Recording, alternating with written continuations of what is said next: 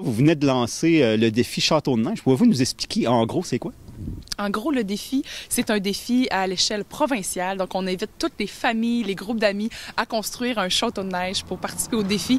Le but ultime, c'est de faire sortir les gens, que les gens s'amusent l'hiver, qu'ils se rassemblent en famille et en amis pour construire un beau château. Puis, suite à ça, ils s'inscrivent puis ils auront la chance de gagner plein de beaux prix. Là, c'est vraiment pour tout, c'est pour tous les âges.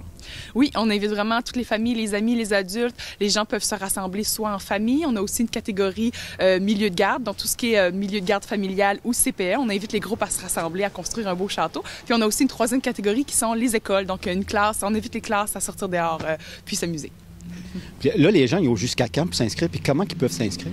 Oui, le concours, ça a commencé hier, le 9 janvier, puis ça se poursuit jusqu'au 13 mars. Donc, entre ces dates-là, on va sur le site web châteaudeneige.ca. On inscrit notre château, on met notre nom, notre adresse, ainsi qu'une photo de notre château. C'est simple comme ça. Puis il y a des prix qui sont reliés à ça aussi. Oui, nous, dans le fond, on va avoir différents prix par catégorie. Donc, on a 9 beaux prix pour les familles, que ce soit des certificats cadeaux. On a également du matériel sportif qu'on va distribuer. Il y a aussi 2 prix pour les écoles et 2 prix pour les milieux de garde. Comment ça a commencé, le défi Château de neige? Le défi Château de neige, c'est intéressant. Ça a émergé dans la baie James en 2011. Donc, ça a parti d'une initiative très locale au début.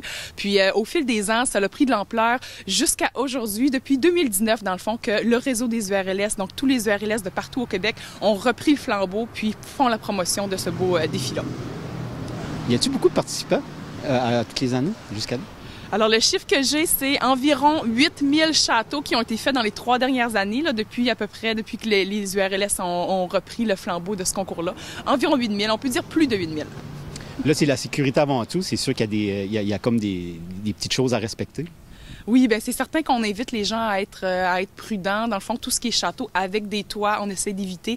Puis tout ce qui est glissade en direction d'un chemin également pour éviter les accidents, là. Donc, idéalement, un beau château avec des beaux murs. On peut faire preuve de créativité, jouer dans les formes, dans les textures. On peut aussi ajouter de la couleur, des branches, des roches, du matériel naturel. On invite les gens à faire preuve de créativité.